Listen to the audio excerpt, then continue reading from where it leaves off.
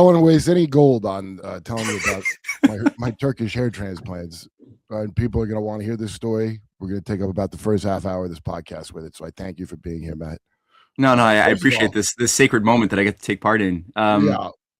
They tell you you get what you pay for. And you know what? I paid upwards of $1,500 for these plugs. Why? I don't. Very pricey. I totally understand that, man. They look pretty awesome. Was it? Are these plugs, or is it from a donor? Did somebody actually donate their scalp to you? You know, I don't got to see how the sausage is made. I just need a great head of hair. That's good. Sometimes you don't want to know the answer, right? I don't want a hearing about the hair plug files, if that's what you mean. Wait. Yeah, no. Okay. Sorry, my my successfully spacious pointed home, for some reason was experiencing some warping, probably from how good my hair is. All right, so this is Derp with Kurp. I'm Kurp Stens, the founder of Turning Point Sam Tripoli. You understand my qualifications, my expertise, and now my hair. And I welcome back to the show Matt Errett, who, I mean, I keep saying I have a think tank, but it's just a group text that I talked to Matt on. I just talked to Matt and Heather. No, dude, it's the coolest think tank group text that I've ever been involved in. And like I've told you, I've never had to buy a notebook just for a certain group text, and the leads that are being dropped in that group text. I figure I get some good leads. Nerds talking to each other, and then it's like if Grok wasn't a goddamn liar. Yeah, it's like if you asked Grok questions, but he wasn't a. Grok is, I mean, really disappointing me now. Like I thought I could like beat the system of Grok, and then now what it's done is it adds, so it'll make like comedies. It could be a great Derp with Kurp satire or something. Like, why are you trying to help? Are we dating or something? What is happening, Grok? Why are you doing? Yeah, it's too close. It's coming on too fast.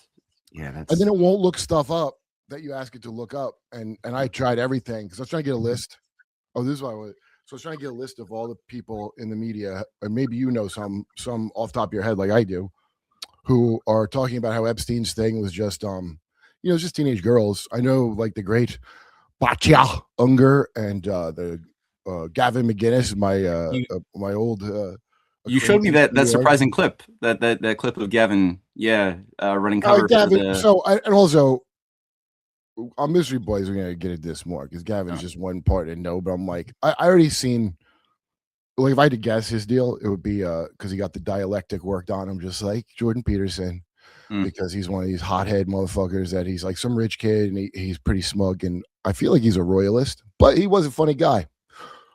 Or maybe he's funny still. I mean, it was hilarious. He thinks Epstein's not that big a deal and we should move on. That's pretty fucking funny, right? So he like he's the kind of guy when I had a dispute with a gym that like, I don't know, you sign your gym contract and I'm asking the guy directly, wait, so this is what it says? He goes, oh yeah, you just crossed that and then you're not. And it was a lie.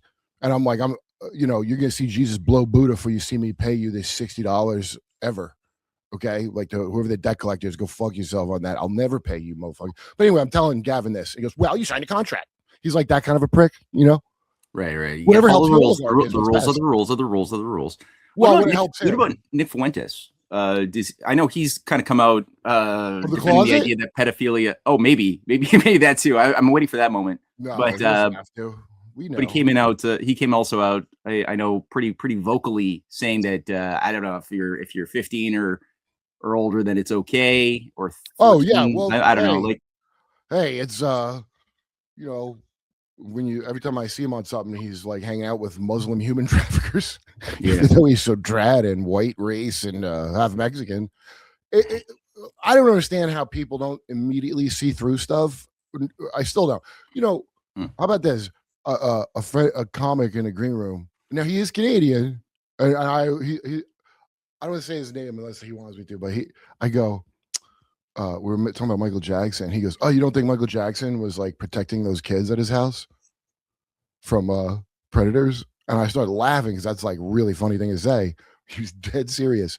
So I don't know.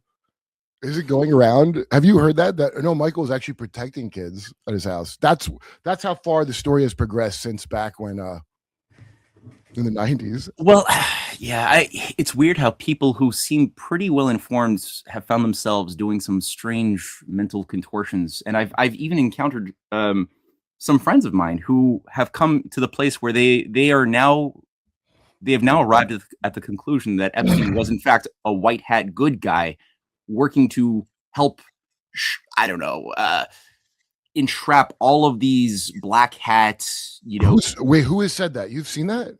I've seen that. I'll send you some links. I don't want to. These are some of my people I'm kind of friends with, so I don't want to necessarily put them on the spot right now. But hold on, they're not. They're QAnon. They're QAnon people. Okay, Epstein is Q. Epstein is Q. Yeah, and if you like Q and you come to that conclusion, you're like, okay, then I guess everything he was doing, all of the dark, evil, black magic stuff, and all of the setting up of all of the pedophile operations, all of that was maybe for the greater good at the end of the day, because evil is needed to bring us towards good. Are your friends Rosicrucians? Wait, are they saying this publicly? But they kind of built up their entire edifice around the idea of that there's a continuity of government program in place, and that Trump has actually been always running the Biden administration with the white hats, and that everything is part of the plan. And wow, you guys sure kill a lot of people for being the white hats. Boy, you well, you got to mass murder millions of people and let 300, because I think the rulers have a 22,000 kid a day habit when you stack it all up. Yeah. Okay. So it was not Sean Atwood, but the other Atwood, Mark Atwood, was saying, the missing, the feds don't keep track of the official numbers here. Obviously, why would they need to know something like that?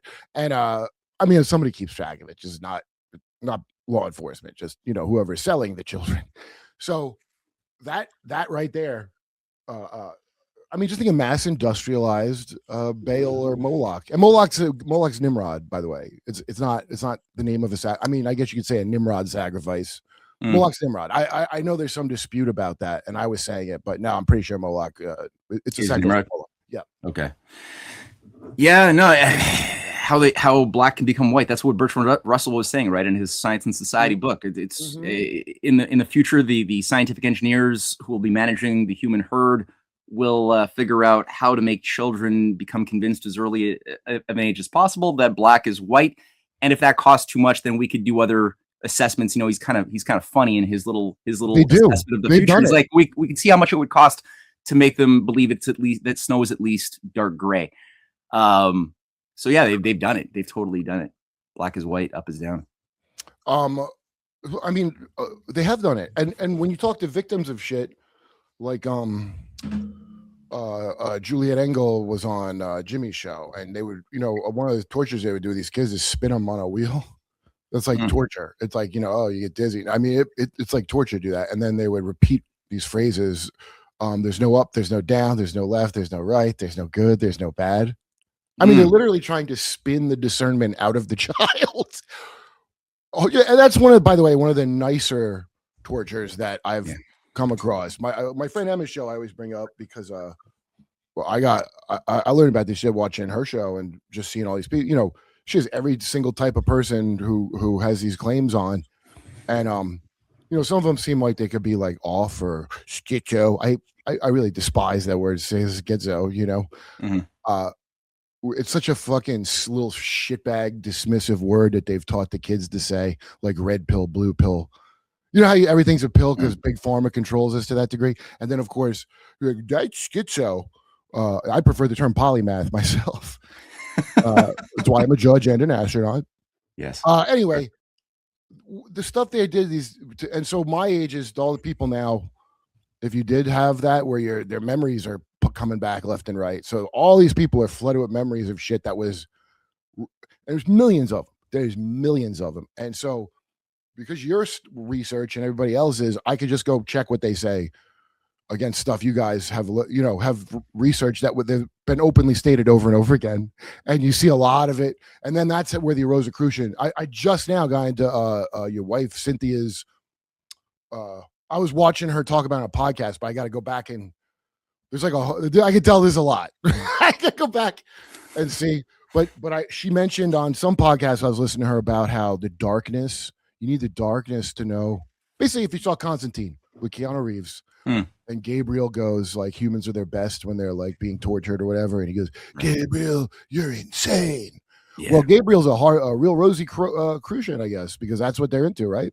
That's absolutely. I mean, even look at the movie Disclosure Day. You know, like I just watched it last night finally because I'm like I made all these documentaries, going through the hidden hand of UFOs and how it's a giant Rosicrucian psyop. So I'm like, might as well watch this thing at the end of the day. So we watched it. Yeah, it wasn't even as bad as I thought it was based on the reviews I was getting. But however, one of the key things that these children, these two kids who end up becoming, they're the adults, the main stars of the movie, but they were kids who were molested by aliens when they were young.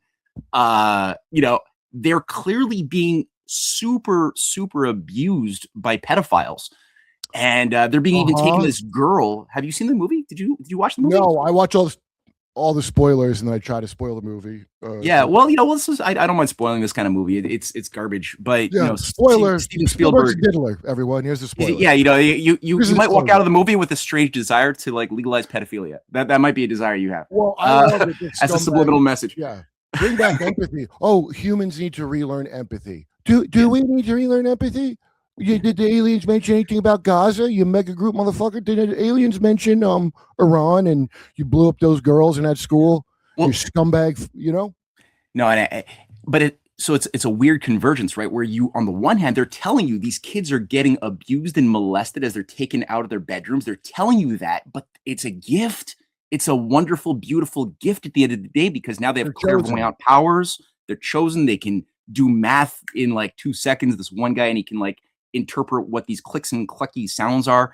The other weird thing about the movie too is that they're using imagery like Disney. The girl is like in her bedroom when she's like 8 years old, and the aliens are coming in dressed as animals, and she's like singing Disney. I didn't see. Even though I saw it, I didn't see it. Just wait. Because on the one hand, so they come in acting like animals and she's singing Disney music. So she's like a Disney princess. Now she's following them into the snow. And this is all like suppressed memories that she completely compartmentalized. And they're only coming back now that she's interfacing with the aliens directly and about to reveal the big truth. And where do they lead her? They lead her to Hansel and Gretel's little forest cabin. Was it a candy house or a gingerbread house? It doesn't look like a candy house, but she keeps saying it's Hansel and Gretel as she's following them into this house, which is clearly a sign of like, cannibalizing children, which is like the whole point of that story was a warning for parents to like, don't watch out for the witches in the Bohemian forest who are going to be coming in, seducing your kids with candy and shit. It is a Bohemian forest, isn't it? A Bohemian grove, if you will. Yeah, dude. I didn't know about nobody else has pointed these things out as far as I've seen except you. Wait, could you restate the first thing you said up top though about oh, that's right. Okay, so the chosen. So in Monarch, if you got put in that program, you're a chosen one. And so all the vicious sexual abuse that and almost killing you to get you to like be able to see through the veil and all the blood drinking to quantum anchor you to dead people so you can see past the veil. It's all Sibylline Oracle bullshit. The same thing they've been doing forever. And then they told him in the new world, you're going to be ruling. So George W. Bush, when I would joke that he used to get chased naked through the woods by Dick Cheney, like the most dangerous game, him and his brother were just two naked kids. I was saying as a joke, and no, I'm pretty sure they absolutely did that. I'm pretty sure. Because then we had Kathy O'Brien on Jimmy's show talking about, they all talk about the most dangerous game, all of them. Jerry Sweet does. That's the thing that the Hilton girls had to do it. And here's the thing: they don't kill you. It's a little bit worse than that. Have you heard about this? Is IDF pheromone you could spray on somebody to make a dog interested in them? No. Yeah, well, that's what happens when they catch you. Oh, that's what happens. They give you get raped by a dog training treatment. If you know what I'm saying, I don't even know if I'm allowed to say it, but a guy that I'm cool with, a comic, was joking about it at the. No. Yeah, no, they're assaulting people with using dogs. Okay, that's messed. I mean, it's all messed up. On The Boys, the show The Boys, Homelander. Yeah, people are all buzzed about this crappy scene where he's like bent over and inviting a dog. That was in Michael Kripke's The Boys series, and it's like it's supposed to be like how profoundly messed up Homelander is, but again, a chosen one. German scientists did things too.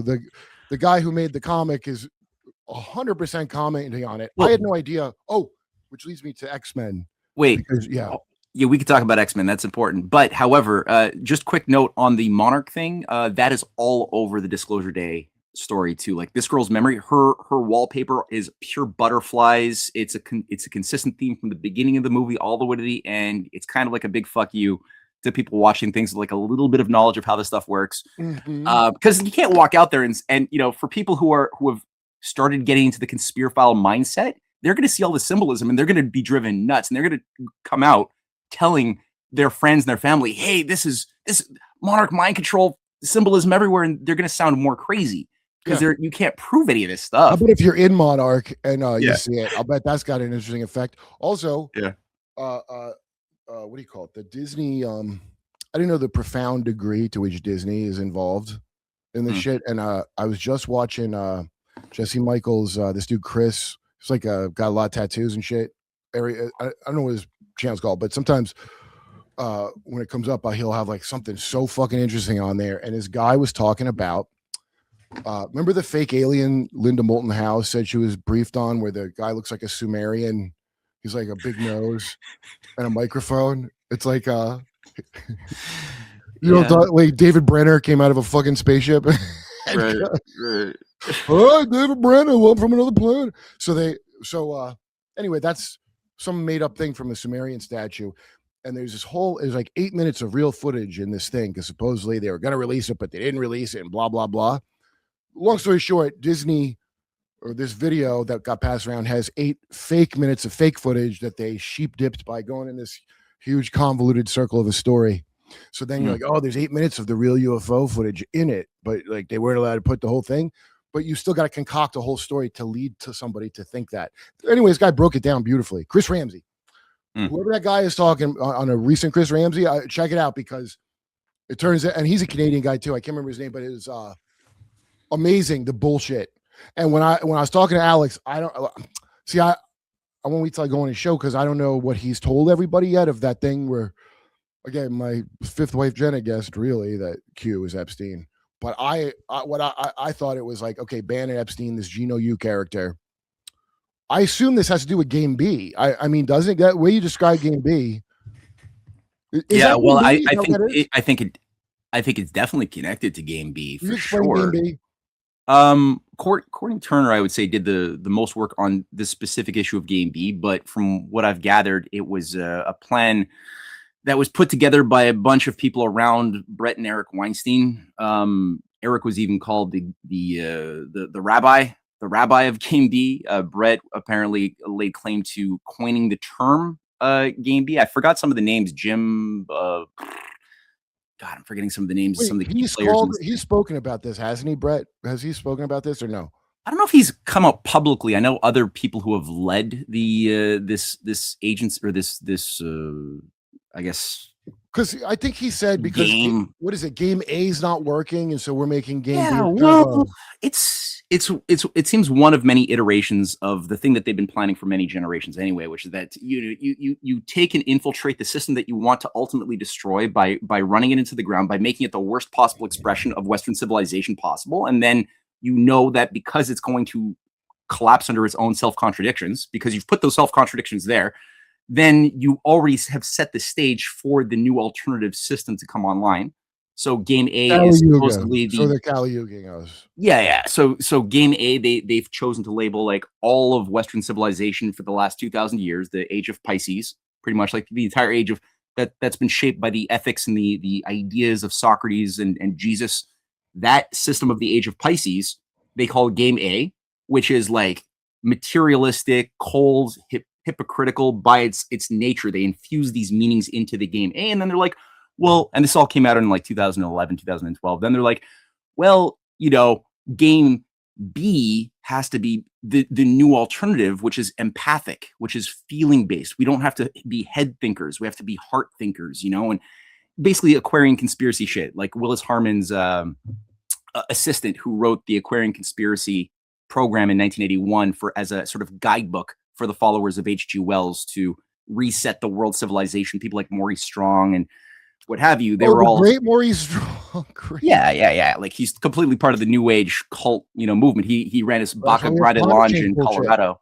Climate change bullshit. what a He's hero. the father of the Green New Deal, the father of Agenda 2030, all of that. He's a huge piece of garbage, man. That's a gift that Canada gave to the world. Yeah, sorry. I But didn't know he's Canadian. Yeah, he was from like Saskatchewan or something like that. But he's got some weird family connections. Like his uncle Frank Strong was like the head of the YMCA, which is a major espionage operation going back through since even before the Cold War. It was a big part of what organized the transfer of funds during the Bolshevik Revolution. Because there was a lot to operate. I didn't know that. Yeah, they've got a whole weird, insidious history. It's really, really weird. And Trump's favorite song. I'm surprised that it's it's bizarrely and inexplicably the favorite song of Trump. Strangely, right? Of all the songs to pick from, you got the gay anthem that happens to also be the anthem for the YMCA that was allowed to operate on both sides of the Iron Curtain. That was what made it so useful for espionage purposes, because it was allowed to operate throughout the Cold War on all sides.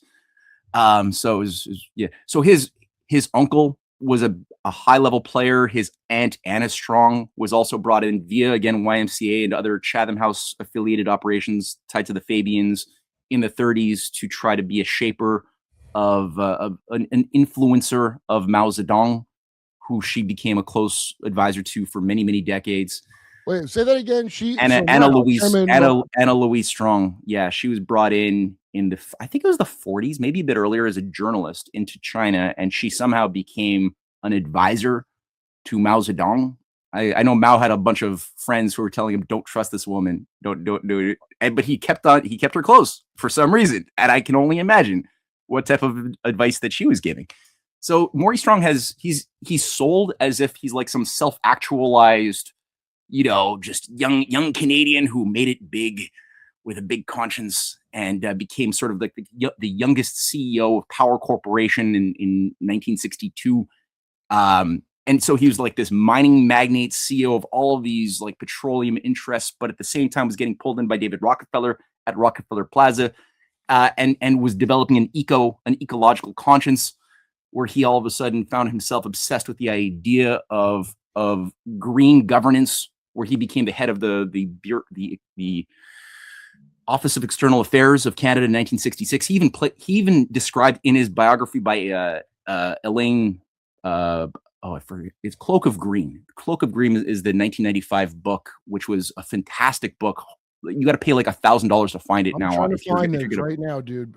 Because Mark Windows from Windows on the World. That's why I first really because I heard of Maurice Strong, but I couldn't really So there's an article, and it's in like a Nevada, like some kind of local. It's all Maurice Strong talking about how. Yeah, West Magazine. Yeah. Yes. Yeah. I read it. Yeah, it's good. And it's all like, are people going to do what I say, even though their vote doesn't count? But well, we got to try. Dude, no, that's a 1990 West Magazine interview, or not even interview. It's an article about his Baka Grande Lodge, which is like a major Alice Bailey New Age cult center even today, and it controls like the Ogallala aquifer, one of the biggest aquifers of the United States. He just conveniently happens to like control most of that. And they bring in like, Tibetan lamas and all sorts of New Age freaks. It's still there today. It's like a big mecca. But in it, yeah, he's going through the scenario of a book he would like to write. And it takes place in Davos. And he's a co-founder of Davos. He's actually, Klaus Schwab even said that Maurice Strong was his mentor. When Maurice Strong died in 2015, Klaus Schwab described Maurice as his mentor.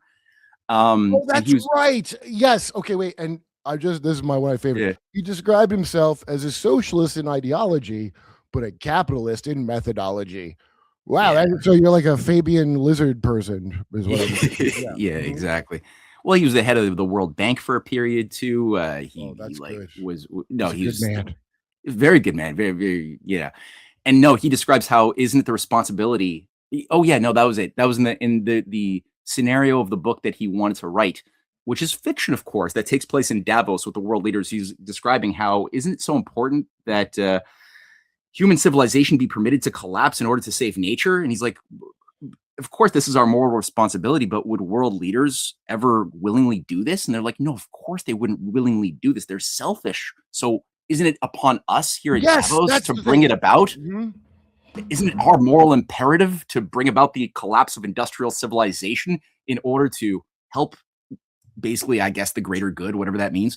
But yeah, and he's like, oh no, but it's just fiction. I was just entertaining fictional idea. Yeah, but you're doing it. Like your entire life has been devoted to doing that very thing. So well, it's like I'm watching that Nicholas Shrek fucking one-eared motherfucker that I don't know why it pops up. I must have been looking up some occult thing and so this guy who looks like when people claim there was a Secret Service man, it was blurry picture, and they're like, this is a reptilian. He looks like that. He looks like that picture because he's missing one ear. His story about how his ear got cut off is also absolute. I don't believe it for 2 seconds. Got chopped off by a black bodybuilder guy. Who lost their ear? Who lost their ear? Nicholas Shrek, married to Taylor Swift LaVey, the daughter Xena Taylor Swift LaVey, the daughter of Anton LaVey. She looks peculiarly similar, right? Yeah, but if you travel a lot, a lot of people fucking look alike. I mean, it's not. I'm not quick to clone accusations, even though I'm sure they have that. I don't have any doubts that I could easily believe it was a clone of George H.W. Bush puking on the Japanese president's dick at that dinner. Famously. Remember that George H.W. puked over. Oh, it was a big deal in the when he was president. He went to Japan and talked to the prime minister about whatever. I mean, now that I read Jared Sweet's book and Kathy's book, whatever they were up to over there was foul as shit. Om Shinrikyo or whatever it was called, that cult. That had the poison gas that they. Oh yeah, so CIA had some sarin gas laying around, and Japan was going to be going through a lot of social changes. Is what what's his name? Jared Sweet's uncle, Gail Pooley, friend of Jordan Peterson. Gail Pooley told him. Oh no, wait! It wasn't Gail Pooley. I'm wrong. Hold on. It was the great Senator Robert Byrd. Robert Byrd pops up as like Michael Aquino pops up in these things. Guess who else does? Senator Byrd all the time. So Japan's going to be going through a lot of social changes, and when you think about what they did after the war, after they nuked Japan and then turned them, like Dave Chappelle's joke about they've been drawing Hello Kitties, we nuked the masculinity out of them. Right. This is like what I'm saying with these jokes are like prophecies or something. Like he's pointing out a real thing. And now that creep shit they're filtering here because you know how the breeding levels are, I guess whatever they intended, they did it to Asia, right? The highest level of men killing women. Oh, because you mean like it's like 0.1 children for every 2 people now in Japan or something. Like it's super, yeah. Oh, they're gonna, they don't like immigrants. They're gonna have to now, probably, right? Yeah. Right. Now you have to have immigrants if you don't want it because nobody wants to have kids. They watch too much Hello Kitty or Sailor Moon, and now all the dudes are skipping around in colorful wigs. And they're all like, like the entire anime aesthetic is entirely like white people with blue eyes, and like it's a Japanese innovation, a Japanese art form, or that's how it's sold as. I don't know who exactly inserted it into Japan after we nuked the hell out of them, like Dave Chappelle says. But it's out there, there's another, as you know, there's another Epstein Island out there. It's called Japan. Okay, there's a weird tradition of game shows. I saw a couple of clips of some of the popular game shows that are not like you'd think that it would be things you would get on the dark web. You'd have to like pay Bitcoin to watch some of this stuff, but it's like people like with their heads stuck in a giant swimming pool or something, and there's like dirty panties floating at them or rolling down that they have to like catch their mouth and put them in a little bowl next to them, and whoever can like catch the most dirty panties will win a prize of some sort, like a trip to, I don't know, but that's like it's a normalized thing in Japan. That's oh well, I mean, I don't know if they still have the vending machines. I watched a YouTube clip that showcased the number of the vending machines. Yeah, but, exactly. I mean, I imagine there has to have been a scandal with like, hey, these panties aren't dirty. No woman wore these panties. Or how do we know that this was an actual woman that wore these panties? That's how they get you. Yeah, that's how they get you. You think you're getting the sexy girl panties, but it's actually it's the prison. Have you seen the Tenga? Mystery Boys, the next Mystery Boys, we're going to be getting into this because I wasn't aware of it, but the Tenga egg. No. The disposable masturbation. It's an egg that you can impregnate like the Orphic egg with your filthy goon seed. Seriously? And, dude, I mean, who buys this? What is this? What is it? And what grows out of it? I don't understand this. It's an egg and it's Japanese. Yeah. And it's for masturbation. So it's not a fleshlight. Oh, Oh no. Yeah. I got you. All right. No, that's cool. That's good. All right. So you want to talk about X-Men? Okay, wait, there's one more thing.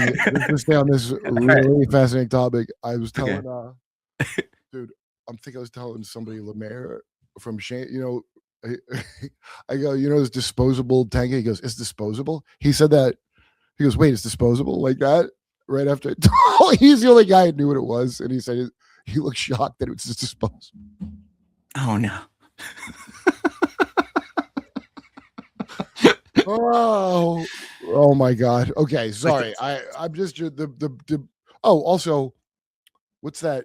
It's like I've been using the same condom for the past 10 years. Were you like in the 40s Navy and you had a reusable Army issue condom?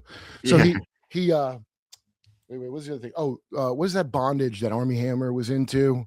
That comes from Japanese. He was a blood drinker, right? He was a vampire. Armie Hammer. Well, in his words, he goes like the young guy, the Hammer, the junior, right? The actor. Why was the older Hammer a vampire? Probably. I mean, that guy was like Lenin's banker, right? Like he's the head of Oriental Petroleum, that played a big role also in trying to carry out the. Why do you think Army got hung out to dry? What do you think they're punishing him with? I don't know. Maybe he was too sloppy. Maybe he drank too much blood without consent or something, and he double dipped a chip at a blood orgy. Yeah, I don't know.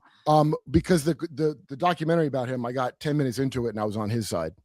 Because it's like, so let me get this straight. You're okay. I mean, by the way, if you're into Oriental rope tying, I think you're such a tool bag. And if you're into, and vor is disgusting as a fetish. It's called vor. You've heard of that? No. Oh, it's pretty ubiquitous. I'm out of the loop. Yeah. Well, any normal should be. I mean, okay.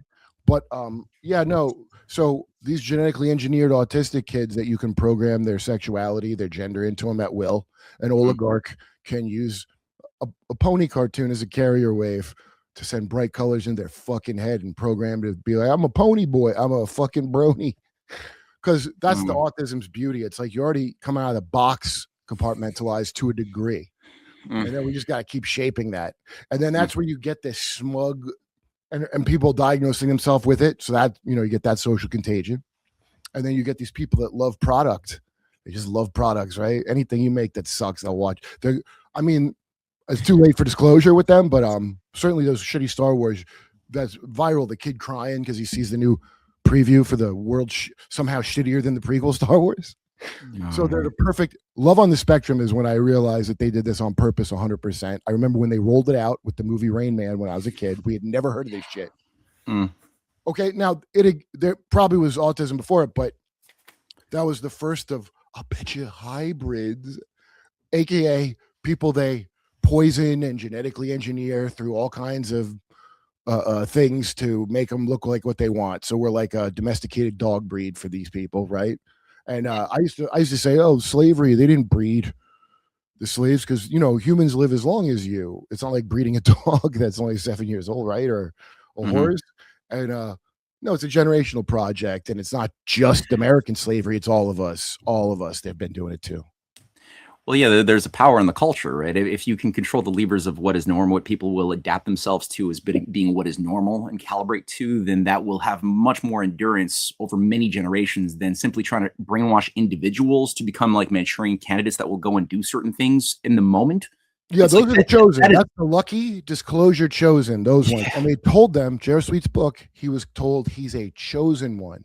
Right. And if you read Russ Dizdar's book, The Black Awakening, and Russ Dizdar is a hardcore Christian, and I mean that kind of Christian where he's like, Jack Chick comics Christian. You know what I'm talking about? Like, no, like Truck Stop, and they know about weird voodoo in the backwoods that they're battling against. They're always in an epic battle, and I don't think these guys are lying either. The things that they were seeing, I found out from Blair White about these census designated towns, where it's like they don't have normal police, and that's where or these like towns where like a family owns the town. They're all some occult family, dude, and they're always part of a node in the node. Just quick, have you watched the show? I think it's on Netflix that I saw this called Wayward. Wayward. Yeah, what is it though? I definitely have seen it. I don't know if I watched. It's kind of like this. It's like this upper state New England, maybe upper state New York town. Very idealistic, and it begins with so there's a couple of plot lines that kind of Wayward Pines. Wayward Pines. Yeah, that's it. Yeah. That's an older show. And then it's kind of got it. Yeah. Okay. Good. Yeah, and it's like a trans actress who wrote it apparently and starred, and she actually played a very persuasive leading role. I've never seen this done in this way, where this girl who's like identifies as a man went through the surgery and stuff. She's like the husband of this woman who is pregnant, and you know what? No, this is something different than Wayward Pines. Whoa, sorry, I was trying to find. No, but I would think Wayward Pines is the name of the. That's the one with Kevin Bacon, and I think Kevin Bacon's in it. Oh yeah. Oh, okay. So maybe they did a couple, and it's old. It's older. It's been out like 10 years ago. I'm talking about something that's out like as of like last year or something. It's in the last year or two. Oh no, okay, go ahead. It's not Wayward Pines. And there's this. So the pregnant girl that this formerly female husband has like married, and they're trying to start their life anew. She gets called back, and she's given she's given a house because she grew up in this little town, and I think it's Wayward Pines, in New England. And so they move there. You know, the husband, former lady, has lost his job as a cop in one state, wherever they were in Philadelphia, because apparently he killed a guy or something, and is trying to make up for it. And in this town where this pregnant woman was born, and sort of, she has fragmented memories, big holes in her memories. It's all built around this school, and the school is for wayward kids from all over the world who are sent in. And there's two girls from Canada, from Toronto, who are like brought in. They're troubled kids, and they're going nowhere. So they're sent in. One of them is actually kidnapped and sent in to be rehabilitated in this school.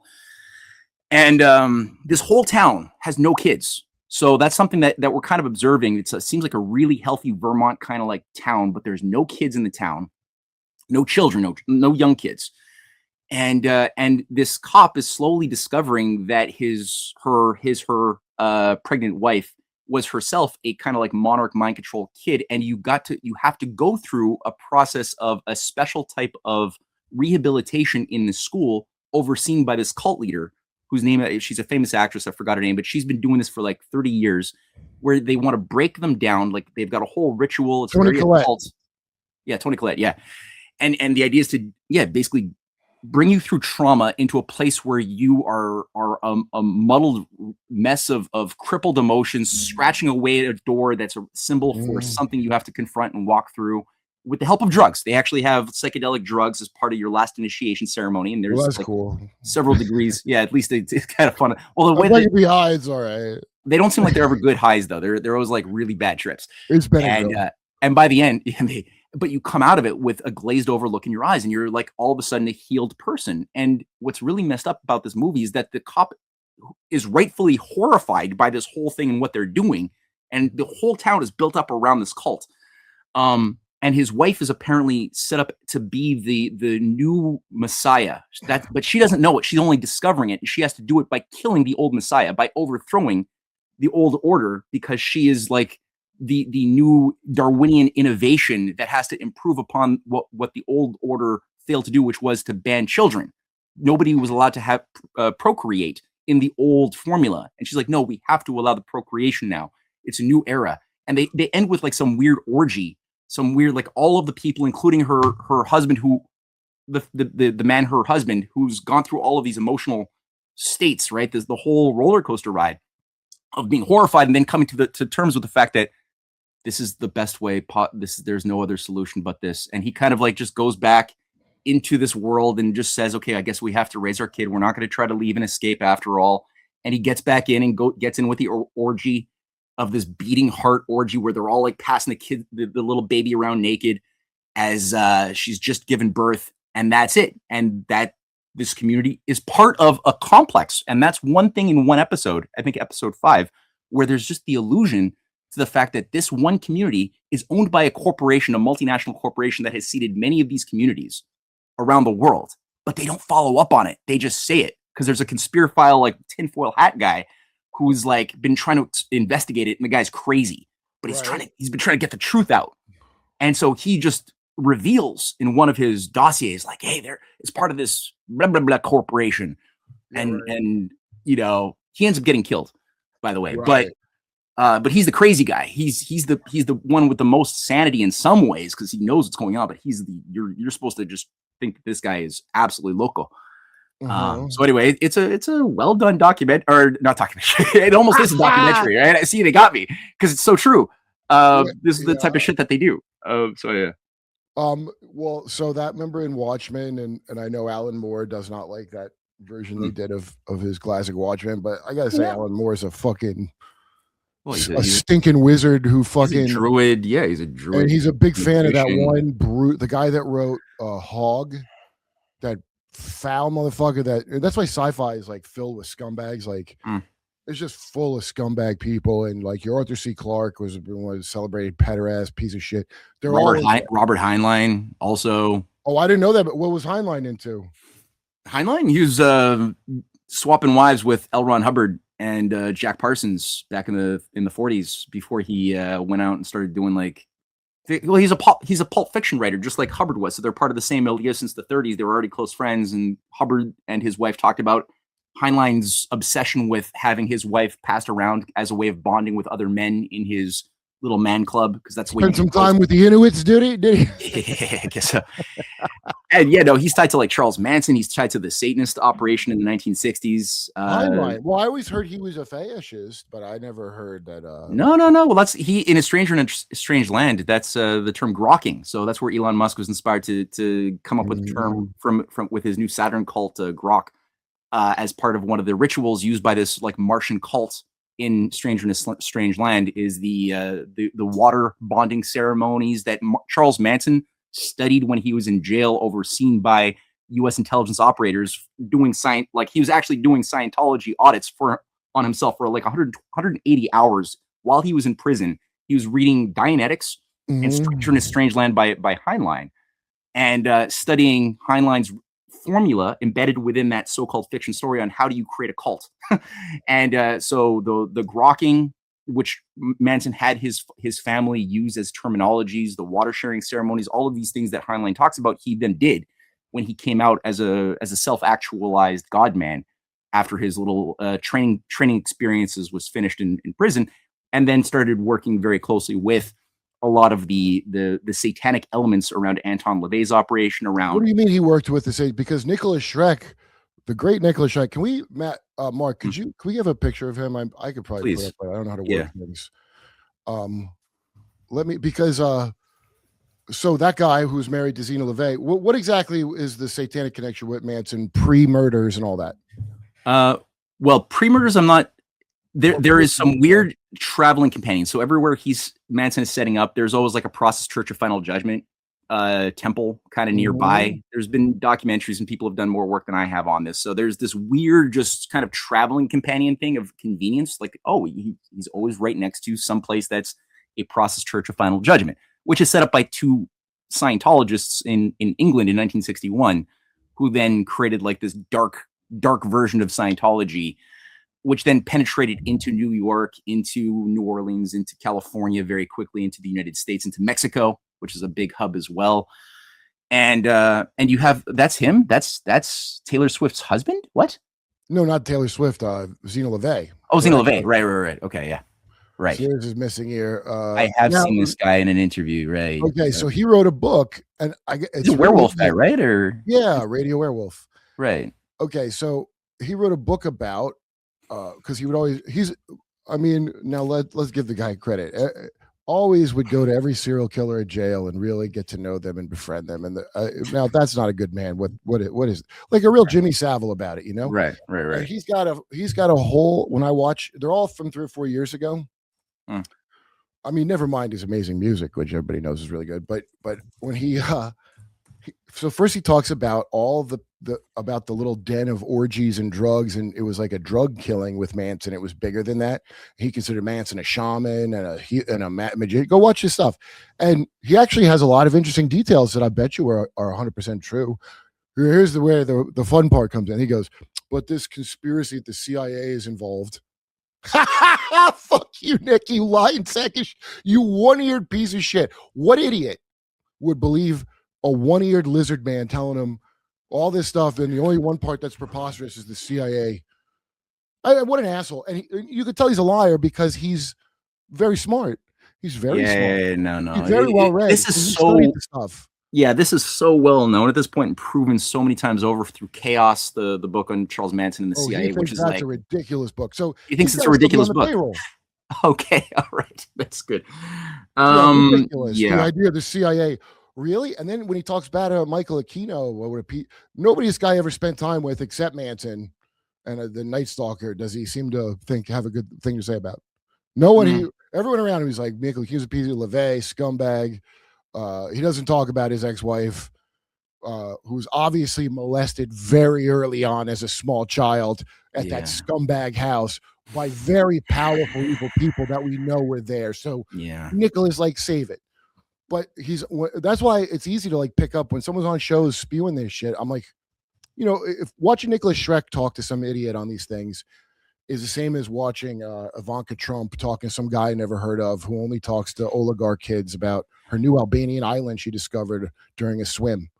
And you're like, what is this show? Did you pay for a whole show to be made so you could talk about your stupid shit?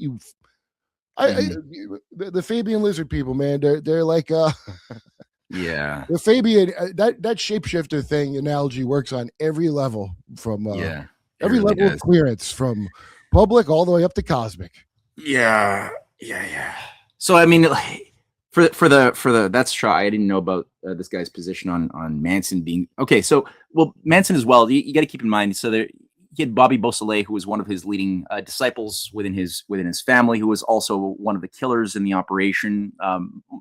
All 5 people around Sharon Tate were all themselves dabbling in witchcraft and the occult. They were all into it, but they weren't serious like into it. They weren't the kind of Satanists that real Satanists respect, and they're kind of thus like,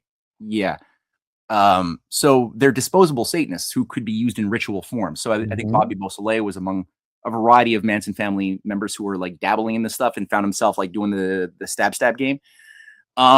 Well, Hunter S. Thompson, famously in Fear and Loathing, another powerful warlock of a man who, if you saw the movie or read the book, was the man. So Altamont and Manson, that's them signaling the end of this thing that we've been doing of peace. Like, no more hitchhiking, guys. No more peace and love, right? You can see the ritual right there.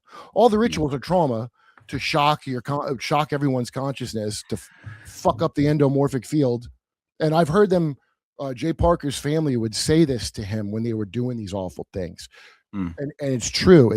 And I think it has to do with why, when you hear that seals are raping penguins and the behavior is spreading there's something about, that's why in the Bible, when they catch somebody doing horrible beasts, you got to kill the animal too. Well, the animal didn't do anything. No, you don't understand. It's like nuclear radiation. It's polluting everything. That's why they're doing it. And so if you want to be just secular, the psychological impact, you can see it every single time. Right. King Kill 33, we traumatize and you can literally change reality, right? You killed somebody, everybody's like, oh, the king died. And now they're unfrozen. This is a Tavistock shit, isn't it? Yeah. My buddy Dave, who does great work, he just produced a documentary called "The Devil at Woodstock." It's a really, I'll send it to you. It might even be worth chatting with him. But he's it basically goes through the dark side of Woodstock and how Woodstock was sort of the children of light, where everybody's Maitreya was sort of the big joke. So as part of the open first degree initiation that they want the whole generation of baby boomers to like go and live into. Yeah, it was a giant generational initiation ceremony. But most people aren't allowed to be privy to the higher degrees of initiation. They want everybody into the erotic initiation of leaving the traditions, the traditional values that you think have been like shackling your ability to do what you wanted to do, and just be the hedonist, the free loving hedonist, of course, right? That you should always have had the right to be that natural, beautiful, divine animal that could just like let go. That should be the first thing everybody goes through. But then that's sold with the sweet honey of light and life and big kumbaya hugs, love and light, world. Love and light. Yeah.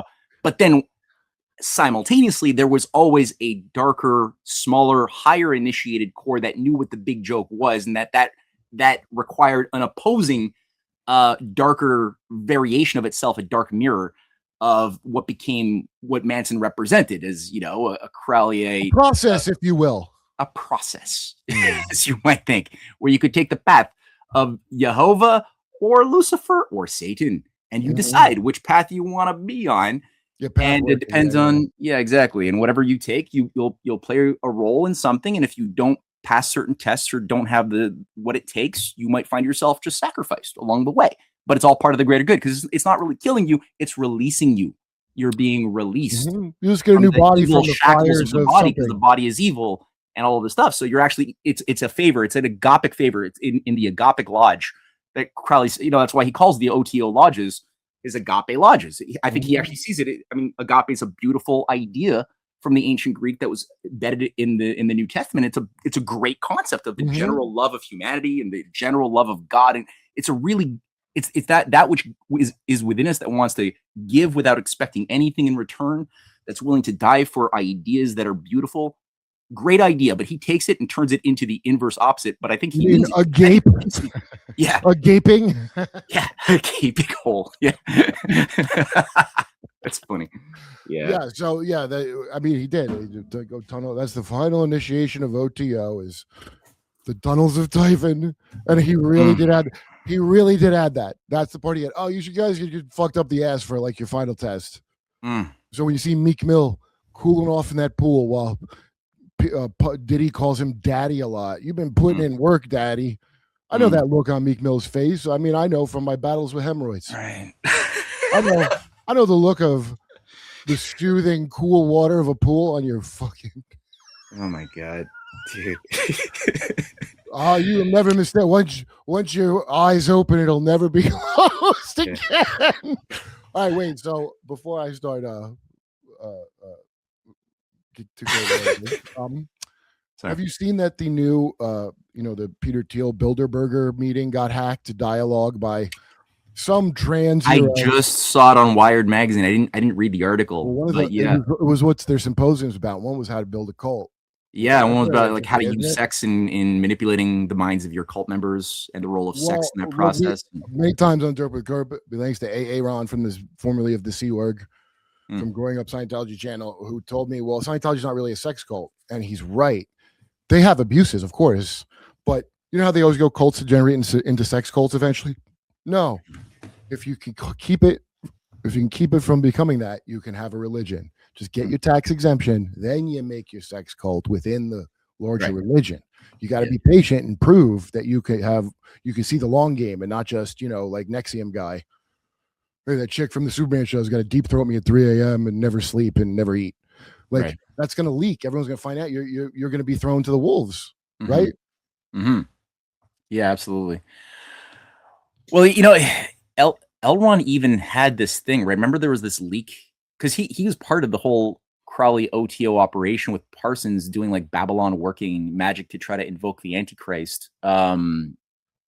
I think it was like right in 1946 or something, right before he went off and created his own thing. The Red Woman's naval intel, that Marjorie chick, the redhead that showed up. Yeah, Marjorie Cameron. So when he does the ritual and then Marjorie Cameron shows up, knowing that she's Navy intel, now I'm not sure, okay, did he do a ritual and she really showed up, or did they arrange this whole thing? To make the ritual work? I mean, that's just as good in their minds, is it not? Yeah. Is like the illusion? Because that, to me, that's like Parsons' game being worked on him. Right? Yeah, good point. No, he's writing to an MI6 agent all the time to tell him what he's up to. So he's snitching to himself to British intelligence. Well, Crowley is also part of British intelligence. No, that's what I'm saying. That's what you're saying. Right. Okay. Yeah. Okay. And then he goes, and then the Red Woman, he goes, I'm going to do the thing to make the Red Woman. And then all of a sudden from Navy intel, which did you say there's somebody else that if somebody's Navy like that, you might as well say the Royal Navy, Her Majesty's Navy and our Navy, I guess we're not really quite separate since World War I probably. So anyway, she shows up and it's just, you could see path working. And then now you've got this flattened out dead person that you got an iconic thing to make of him that may or may not be true. And people will know certain service details, but they're not going to make the connections to all the other things. And you got a piece of shit like Nicholas Schreck walking around who tells you it's preposterous. A guy with one ear that you should not trust at all, anything he says, who made Nazi werewolf music and acts like Mike Lucchino. Oh, by the way, he's now a tantric Buddhist, not the westernized kind. Now, see, this is like he's right. He's authentic. He's authentic. Yeah, like he's right about westernized. Yeah. I mean, you talk about that, right? Sure. I mean, yeah. And, he's gone into the actual monasteries and he's spent the time in. He said this on a podcast. So he was criticizing the Temple of Set, and he goes, Aquino's just lying. Like Set was not the god of isolate intelligence. He's correct about that. He's 100% right about that. But I don't think Set would object to what Aquino was doing. And also, asshole. Oh, also he worships Set. He's a tantric Buddhist, and he has one altar for that shit, and he has one for Set. So before he mentions that he worships Set, he talks about how Aquino, like Set is, I forget how he describes him, but he goes, he's also a rapist. Set's also a rapist, he says. So you worship that? If you're, yeah, I mean, if you believe that you are God, if you've self-actualized and you've invoked your own deification, then whatever you say, whatever lie you tell is true, and you can have multiple different identities that you create and run with at the same time. It's the book of lies, right? Like Crowley, that's where he can get away with everything. I haven't read what he wants to do. I've been meaning to read it, but I haven't. Is that what it says? Well, he's playing with the idea, like it's a game, right? The world is a giant game, and that's where he gets away with both giving prescriptions on how do you find the best kinds of human sacrifice for your rituals. And he describes, that famously a young intelligent boy below the age of 9 is the best kind of sacrifice if you want to really invoke these different archonic beings. He's talking about sperm. You know how sometimes then you got the moon cakes or the cakes of light or whatever. Yeah. But before the age of 9. So you just meant sperm by that. So you have sperm that lives to age 9 is what you're telling me, Alistair, that you would. Yeah. Like, I've heard people make excuses for this creep over and over again. And what happens is people that are into him are such silly people when you see them and talk to them. Yeah. They're such absolute dorks. Okay. And that it's easy to dismiss this as not what it is, which is real big and real bad. Yeah. No, the influence that this guy had on so many of the levers of our culture, of our society, of our military, of everything. It's crazy. Jay-Z, yeah. But also, I think also Anton LaVey, he had fun with this by wearing the big, devil jumpsuit. He was kind of playing into it. He knew and he created an image that he knew was going to be a joke because it's so hard to believe for a normal person who hasn't been through ritual called deconstructionism and reconstructionism around all of these rites and ceremonies.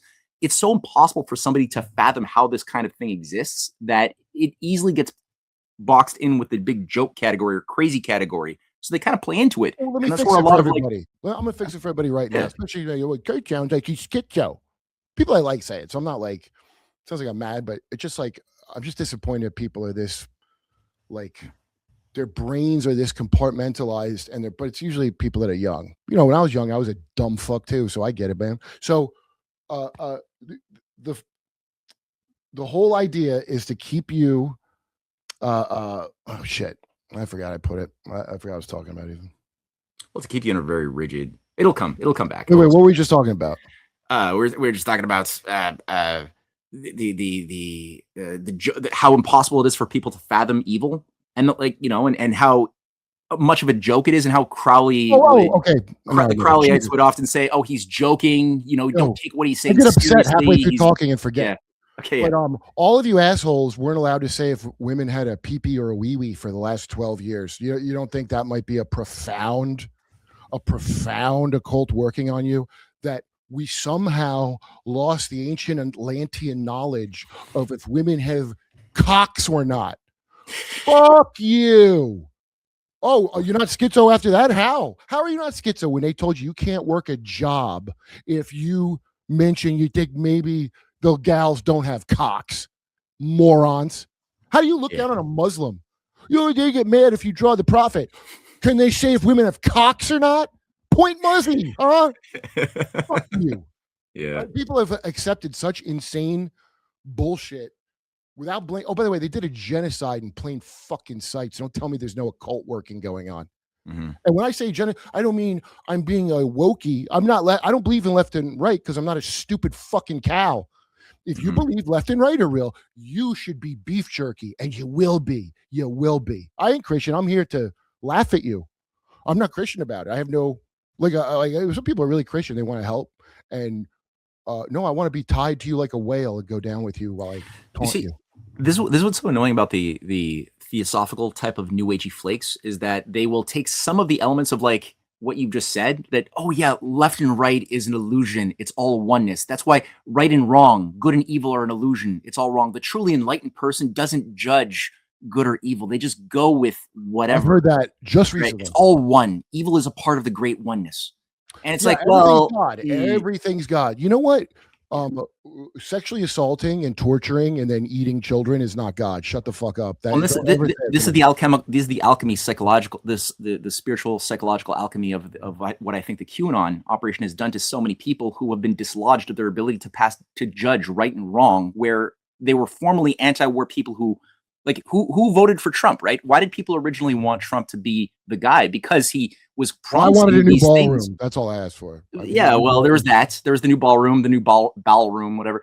But they wanted no more forever wars, that they wanted to just have industry back. They wanted to not be afraid of the future. They wanted to have a job again that was going to be reliable. They wanted these things that were sold to them, all reasonable things to do. And you knew that it was bad. Whatever the US got stuck into after JFK was murdered, whatever that was the wrong path. And we needed to correct course, all good things.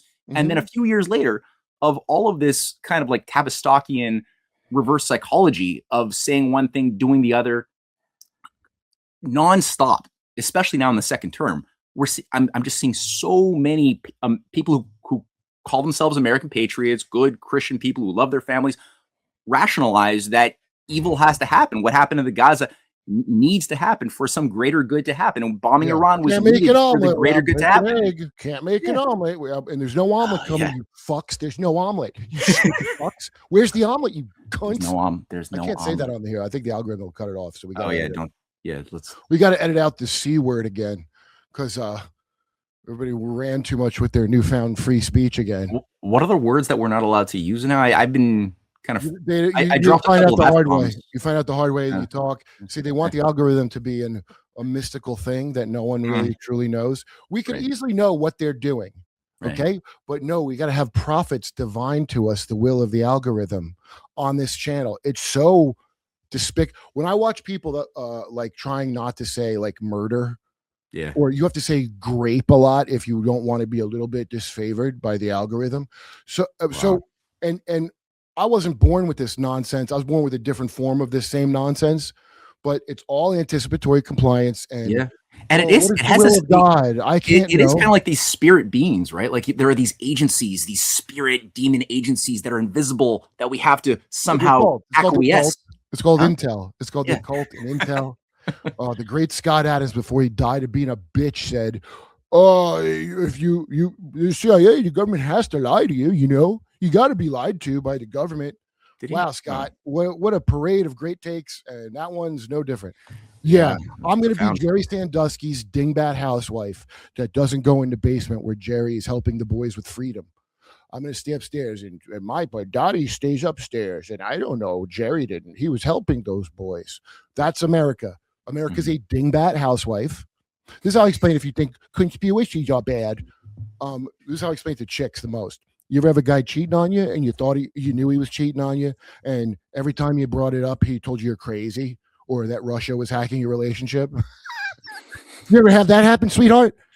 Were you wrong? Were you a conspiracy theorist? Well, you were, but so what? You were being cheated on. I need all these kids. Look, all you kids younger than me, you're dead schizo. You're disadvantaged. I'm sorry to tell you, I wasn't into it, but they shrank your taints down to nothing. So there's your fertility gone. Okay, you got no barrier between your asshole and your balls no more. You little Zoomer taintless freaks. I'm sorry to tell you, they did that to you. They molded you that way. So that's where the gaydar is kept, in the taint. So now you don't know what's gay or not gay. You don't know up and down and nothing. Oh, and your entire formative years, we said women have dicks. Right. So it's already been done, dude. The shit was done. The question is now are you at least going to have the balls to go, I don't like this shit? Are you going to at least have the balls to go, that's not cool? No, actually, I don't think that. I don't think I should mandatory have to take an experimental bioweapon in me as if I enlisted when I didn't enlist, because previously that was the only time I ever heard of this controversy, right? The soldiers that didn't want to take the anthrax and their property of the U.S. state. So I think they ended up having to, but Well, if Peter Thiel gets his way with the Technological Republic and the Manifesto, then we're all going to be mandatory conscription anyway. So militarization really brings order. That's one of the best parts about it. Look at how great Israel's working out. Look at how great it's working out for them. I mean, it's upstanding, solid young Cyprus, people who are really is the winner here. Rigorous young people who know work ethic. Yeah, oh, man. I say that the winners in this conflict were Cyprus, Argentina, anywhere Israelis flooded to instead of fighting their own war, instead of doing their own massacre. Yeah, dude, I just want to be. I don't understand. Like I totally get dressing up like an idiot. Don't think I don't understand that concept. But the whole point is that you got to unfreeze people's shit. It's the same way you do. I consider comedy to be reverse magic. Like it's actively fighting people that are doing magic. I feel it actually fights them because it destroys the seriousness of their LARP. You have to do that. You have to fucking break these people down. I know it's a very strong weapon because they've been trying to get rid of it for my entire life. I used to go, well, it's just comedy. And then these insufferable boutique left bourgeois twit. Oh, I hate them so. They would go, oh, well, it's a weapon. And I didn't want to admit that because I'm like, no, I'm allowed to say what I want, asshole. And I don't have to. I've been in a thing where I have to have enforced solemnity about what you're telling me to be solemn about. And I don't want to do it. I'm not going to do it. So you don't sell me God with no God, motherfucker, where you and your weird genitals are God. You and your weird hermaphroditic, whatever the fuck you're into ain't my God. Yeah. So that's mocking them, mockery. That's why they have this lies about suicide. Oh shit, we got to cut that because you're not allowed to say the word. Oh my God, don't ever talk about China, everybody. I mean, really shut up about China after that. I'm not allowed to say the word. Seriously, we got to. Yeah. No, I think your insight is really, really important. I remember not that long ago you did a show with Duncan and Duncan Trussell, and you were like reading and sharing your own philosophy of comedy as reverse magic that Heather, our buddy Heather Lynn had also. I said to her, and she wrote that. She sent me that whole thing about why that was fantastic. I mean, but I never thought about it that way. Joseph P. Farrell. Here's what I got from Joseph P. Farrell. Okay. Was talking about these churches being placed on top of pagan sites. Oh, yeah. The pipe organ, the church resonates with the pipe organ, because he plays that, I guess. And he goes, I think it's a form of reverse magic, he called it. So that got me thinking about that. And I got, you know what? Laughing at shit is too. No, I think the role of arts is, I think, one of the most important battlegrounds, whether it's in the domain of like music or visual arts, or as you're doing performative comedy. I mean, you're getting people into a nonlinear state, without them even giving. It's not like they want to. They're going in and they're being transformed by being moved by something that. Comedy's not consensual. Consent is for sexual contact. That's what consent's for. That's a fantastic concept. And vaccine, sexual contact. Yeah. I don't know everything else but comedy. Nah, I'm forcing it on you. I'm gonna force you. That's what I want. That's the only laugh I want. Is that it's like someone kicked me in my ribs, and I was trying to hold in and not laugh. That's the greatest laugh there is. Right. That's the golden laughter of Nietzsche. Right. Yeah, the will to power. But look, it just sounds. It sounds so wrong what you just said, but it's like. Nothing what you just said is wrong. It's perfectly true. I'm not talking about sex. I'm not talking about that. I'm don't reply. Yeah. No, absolutely. And if you can laugh at it, you're not afraid of it too, right? Like if you can actually begin to like laugh at a thing. Off a food source. Yeah. Also, now keep in mind these are ideas I had when I was bald. Now that I'm a lot better looking. I'm probably gonna ditch any of that. I don't think. I mean, really, this probably is just how I'm gonna go around as my normal self from now on. These shows, whatever makes you a better person, man. Whatever. I think. Look, your outsides reflect your insides. Absolutely. So if you got great hair, you're great inside. I think that's how it works. Yes, that's exactly how. I love your wife's book she sent, by the way. Totally. Yeah, the Shaping the World Religion book. Yeah, from she has wildly good research. Yeah, look at her subtitle. It's From Jesuits, Freemasons, and Anthropologists to the Ghost Dance Religion. How could people not want to read that book? It's really a book. I take it. Well, not video. It's like almost like video game design. If you look at our fucking game theory and game blah blah game, all these shitbag satanic eugenicists, and you described it very well. I thought earlier about like you go through initiations. I know because I've been through them. Not that I was in a group, but everything's set up to do that to you. Yeah. You know what I mean? It's in mass. It's a mass thing. You're gonna have to go through. If you're this way, you're gonna go through this, this, and this, and let's see if you live or die. Mhm. And they'll be impressed with you if you live. They will. Yeah. But this is society wide. Creating gaming and LARPing. That's what like that's what inner architecture and Freemasonry and all the. I don't even. I still don't understand this drivel. It just sounds like a hole's a hole to me. But they're doing they're making architecture around you. It's your little Saturn cube you're in, and they're gonna whatever game you want to play, they have it laid out for you. Yeah. And now I've met people up close that are involved in it and at different stages of having the game played on them. Do you know what I mean? Mm-hmm. Mm-hmm. And you can see, and when I used to watch Linda Moulton Howe, because she would aggregate all the UFO stuff. My friend Buddy Bolton was a psychic X, the reviewer she revealed. I mean, that came out of nowhere. I used to dog sit for Buddy. Yeah. And they got into remote viewing and he was apparently good at it. And but anyway, she looks like a husk of a mind control victim to me. Yeah, I mean, she's a true believer, right? She really is a true believer. Well, and when you had all these like naval Office of Naval Intelligence operators like feeding her all of this like classified information, she was really, really drinking it all up, thinking she is this special chosen person because whatever. Same reason why Tom DeLonge was also like really full, like really, really eating it up, thinking I must be special that the former heads of the CIA and the U.S. deep state are coming to me of all people to be the channeler. He wrote a letter. The new dispensation. Yeah, he begged to be a servant to them. First of all, he's from an Air Force. Yeah, he's from an Air Force family. So there's a bing, bing, bing, bing red flag. Right. He's got Freemason shit. He's got Freemason guitars with the compass and all that. Yeah, I saw that. Yeah. Yeah. So he spent his fortune. He had to buy in, according to him. He probably did. And he wrote to who again? Oh, Podesta, the great John Pizzagate Podesta. As soon as I heard that.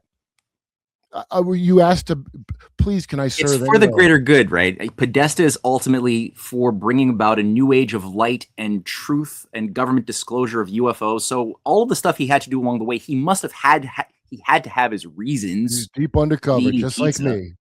Just like me. See, I say I'm not Christian, but I'm deep undercover and I'm sure it'll be fine. I'm sure it'll be fine that I'm just deep undercover, Lord. Right? It's what it works. I don't know if you've read Watchmen, but you have to do the. Well, I was gonna say, I have. I did. I don't let best be enemy of good. That's the message. Also, what was it? Hunter S. Thompson, right? He, for the sake of journalism, he had to travel with the Hells Angels, and he had to do things that the Hells Angels are doing. And he describes, being part of these rape gangbang operations. No, I thought he didn't do it. Was the story? He didn't do it, but he had to be there, and he had to like. Yeah, that he didn't do that one, but he was cool doing that Franklin shit, isn't it? No, you mean a consensual gangbang? Bacterially wrong as it may be. Yeah, with a bunch of disgusting bikers, as biohazard of a thing as that is. Yeah. If I had to like stack them up on what's worse, I would say a snuff film with boys is at least a little bit worse. Yeah, 2 to 3 times worse. I'm going to say at least conservative. But my hair looks great today. Anyway, he's a warlock. Never got in trouble for his well-known drug use while he's around the most famous politicians like Nixon and Pat Buchanan. Gonzo journalism? Do you mean he just is making shit up? What does that mean? Do you think he played a role in turning Johnny Depp into a Satanist, or was Johnny Depp already a Satanist before he started hanging out with Hunter S. Thompson and learning the part? Well, Johnny Depp owned that club where River Phoenix died. Oh yeah, that's true. That was weird. So, I mean, I just assume these people are from a family that put them in either the program or they just do that stuff. And it's the same difference. Like I'll just say Monarch a lot, but sometimes it's not that. Sometimes it's like they just part of one of these like splinter cell cult people, like that show was depicting that you're talking about. So, but there's a guy you can find. He was a producer in a bunch of rap stuff. He's a white guy. He's like really fat. He's always this scarf on when he's talking. Sean Atwood talked to him.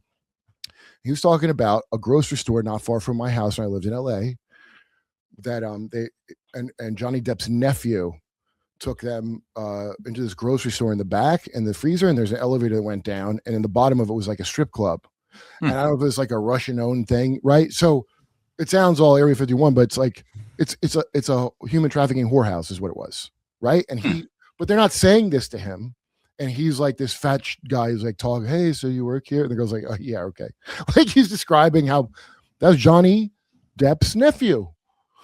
You know? Yeah. And so many of these. Well, and then Johnny Depp's daughter as well. He's like got her into like the vampire. What's it? The new vampire movie. What's called Nosferatu. And Nosferatu, which is pure necrophilia to the extreme. I didn't expect it to be that necrophilic. I didn't expect it to be that level where like the one guy's like, the family was destroyed by this guy's wife having astral intercourse with Dracula as a child. Remember, she was a kid and she would call him in. It was her fault. Remember that? Yes. I didn't pick that up in the movie. That shit, it was her fault because right. Yeah, no, it's really a coming out party, right? Of the Satanists. It's almost impossible to find a movie or a show anywhere that doesn't have satanic social engineering overtones to bring you into the occult or to normalize the occult in some way, or necrophilia. And that's even what what's the name? Theodore Adorno had even said. If you look at the Frankfurt School of political that generated wokeism, that brought in critical theory into our school systems, of George Lukács and his followers, one of the leading figures was Theodore Adorno, who's even his work on tuning, on music theory is still taught across Juilliard and all of the main colleges of the world today. And one of the things that Adorno had even said when he was describing the philosophy of music and culture and the evolution of where culture is going and the role of the artist in bringing about that natural evolution of culture, he describes necrophilia is the last phase of style. And that's the last phase of style. Yeah. Music or no, of culture per se. That culture is degenerative. It is entropic by its nature. It is naturally decaying. It's animated by ultimate decay. And so the true artist must be the conduit, the agent that helps facilitate the Kali Yuga again. So they're all Kali Yuga. They're all these Kabbalists that are doing the Klipot. And they're gonna spiritually bungee jump up, and oh my god, that's where he even said he's the guy who even famously said that anybody who is going to try to compose like Beethoven after World War II and the crimes of the Nazis is a hypocrite who should be stopped. It's because Beethoven's his music is beautiful, but humanity is ugly. And any type of image of beautiful humanity is actually just a defense of it's hypocrisy. It's lies, any type of effort to try to showcase the beauty of. So he wasn't an atheist; he's a Satanist. So he's basically, a Satanist. Yeah, basically, he's a closet Satanist. Yeah, because he won't tell you that. But that's right. Well, guess what? He don't even have to believe it. This is what's so great about Satanism. You don't gotta believe in nothing. You just gotta believe in you. Yeah. The way I would believe in Crystal Lake because I believe in me back in the 90s. You just gotta, the magic's inside of you. I gotta get your butthole. Just be cool. Adorno and all those people, like as soon as you hear the blame from a few rich fucks, all these problems. This is what I said to Eric Weinstein, because I go, why do we? Because he's always talking about we have to get off the planet. We always have to get off the planet with this guy. He says it a lot. He goes, I found an island we could go to by Antarctica. Okay, he was talking about that. I'm like, dude, what? Why do you? What's this? Why we have to get off the planet? He goes, well, because they have weapons now that could destroy the entire world. I'm like, well, what if we just gathered all them people up that did that and we put them in a big fucking wood chipper? It's like a ritual, like how they like, and then we could stay on the planet. Why can't we do that? No, he didn't answer it. I can't say I blame him. I don't think that's a mark against him to not answer my very confrontational, obnoxious questions. But I just want to see how much these people are aware of, because a lot of them are not aware of what they're doing, even though they're doing a lot. You know what I mean? They're not aware of it. The key to the system is to really get you immersed, just like on Sacha Baron Cohen's Who is America. The best sketches are not the shit. See all kids like what's his name? Who's the guy? The comment. God, I'm such a retard. He Hannibal Buress was a sidekick, and he would go in public and do weird shit. And I know him for a long time too, and I'm blanking on his name. He was dating what? Jeez, I'm like my mom now. And my dad. Andre. Yeah, Eric Andre. So Eric Andre would do those public. You ever see Eric Andre? No. You go in public dressed like a banana or some shit, or, you know, but those are not as good. If you just go and you act weird around people and you film it in these live action, it's not that good to me. Mhm. Although young kids really like it now, they think that's really great. Awkward, but what the real art of it is to make someone improv with you who doesn't know that they're in a show, you know. And they will start coming up with, they'll start yes anding you because they're just living. They're not thinking or acting. They're just, but they are acting because you. So that show, well, they're in the proper flow state. Their ego is not controlling them. They're like the idea of what am I? Well, how am I being perceived? They're not. No, they are thinking that. See, they are. Okay. They're it's predicated on a lie, and the camera. If you're not used to that black eye looking at you. Okay, it just drains the life right out of you. That's why it's very hard to get used to it, having a camera on you and getting you. If you're not used to that, like, and even somebody who, when I first had to do like the kind of acting where you do a million takes and you got to fake a laugh 50 times for the scene, and it sucks. And you just feel your life force just getting sucked out of you into this fucking camera, the way like whatever you heard about some native thought, it is true. You feel it, like I've lost my soul. It's just draining. Or like having to do comedy in a room that's too hot. It's like being a tire with a slow leak. It takes a while to build that up. So the camera is already art. Now, if they don't know there's a camera, that's one thing. But we did like fake PSAs where some rock star's wife, I wrote this thing about skinny shaming, about you know, you keep hearing about the starving kids of Sudan. That was like the big story at the time. And it was some brain-free LA like reality show, famously chick, I can't remember her name, but she goes, there's a camera on her, she's gonna do whatever she's told. It's not gonna question the copy.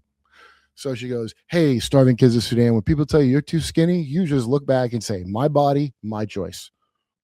Okay, now that's a remarkably stupid thing to read unironically. However, no one has ever refused. I wrote so many things on that show that I'm like, no one will ever do this or believe it. And I was never correct. They always did it. Always did it. When they had that restaurant tour and Sasha's ex-con, and they were giving him braised Chinese dissident, like their butt or something, you know, like meat to eat.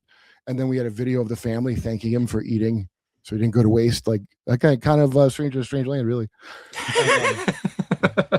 Okay, and the guy was some Miami liberal guy who's like really open-minded and no discernment whatsoever. All these people, and I was like, dude, no one is just going to eat human flesh. What a naive idiot I am. I go, no one's going to do this. You're really on the ball, eh? Yeah, no one's going to do this. No one is going to do this. Of course he did it. They all did everything. When he said, as the Israeli to the guy, he goes, you know the run, hide, whatever that thing is when there's a shooter, and Ben Shapiro made a movie about it. What to do it, you know, the active shooter thing, what you do when there's a mass shooter. Oh, you see how he turns on one of their fucking robots? Duck and cover, but yeah. No, duck and cover is for a nuke. That's for a nuke. You're right. That you get under your school desk. Yeah. It's something. So I go. So playing off that, I go. This is, and I would always go, this is very stupid, but, and I go, okay, because he's an Israeli trooper. They just trust Israel. It's a commentary on how stupid people are about Israel, really, at the end of the day, because they just trust him. His makeup was bad. They must have assumed he was in a war, and he would go like, it wasn't as bad. It was good, but it's just unnatural. And he goes, okay, I'm going to teach you what to do. It was like office shooter training, you know, active shooter training. And he goes, this is called hide, infiltrate, violence, HIV. If I give you this HIV, do you promise to give it to spread it to all of your friends and family? Do you pledge? Okay, so, and I wasn't there for the filming because you got to keep the crew small for these. But the guy goes, hey, buddy, he's some Georgia guy. He goes, hey, buddy, you know, he goes, I don't care. He dismissed him, and the guy didn't ask another question after that. So you see how, like, people are just trained to be submissive to any authority or expert. They're just trained. It's really fascinating, and that's why they get you know, I don't know. That's why it's so. Like you have to actually like do something to shock them to make them not do it. Or if you sit there and just give them crazy things to do, they'll do all of them. Well, it's ironically, I think, because we know that people will often lose themselves when they're around a mob. We know that the madness of crowds thing. But if they don't if they don't actually know who they themselves are, like that was the whole point of Socrates' his entire life, was like, know yourself before you try to go out there and change the world. Like, really do the self-examination, right? Before you're allowed to really graduate from his academy. I think that's a good right? thing that I have already seen how they twisted it. if you yeah, exactly. And if you don't take the time to really just self-examine your heart and your mind and your motives, if you don't take that time, then any attempt to try to be an authentic identity is impossible. You will always tend to look for what an expert says, what authorities. You'll try to calibrate with what some popular group says that of people that you think are important, whether friends or family or whatever. Even if it's not true, you won't know how to make your own discernment. So of course you're going to want to just go with whatever seems to be popular that will get you the biggest amount of acceptance, and so people will often do things that they would never do individually if you put them in a mob and they'll riot, they'll do a lynch mobbing or whatever. But if you get them into a state like in our society where we've been floating now for a couple of generations into deeper and deeper, like social moral consumerist decay, where people are all like desiring so badly to be like individuals, special, and they'll get the tattoos and whatever to try to make themselves. Won't be. I'm for that. That's what they won't be, right? Yeah, but do it, you pussies. But no, exactly. They're trying to do it in the wrong possible way, and they're becoming more atomized. They're like, look at my own family. Like 20 years ago, my family was much more tight together. We'd have family gatherings every month. There'd be like every birthday my family would get together. Huh? I said, you guys were great. You guys were a great family. We were, but you could see like now like my family, and I know that this is not alone, is that they very, very rarely meet up. All the cousins, they don't really meet up, and when they do, it's kind of like strained a little bit. And COVID. Not mine. Like, there's like the screens everywhere.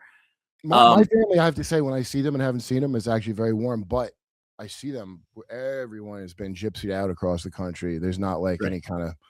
And I think that's part of that design, is to make sure you can't live where you were born. Not that I want to. No, I know, but I think because like you have a really great memory and recall and all of the stuff, and I think mine's not too bad either, and for a lot of the stuff. But it's because we're also actively trying to see ourselves as participants in the world in some way. Like we're trying to like not just be consumers, like vacuums of a vortex. You know what? I'm an arch consumer, but it's just that the things that I want to consume are not necessarily a fucking Rolex. Okay, like I'm actually like a ravenous consumer of like a lot of crazy shit. Actually, I like to. It's like how my girl likes old antiques. I like to get little facts like that.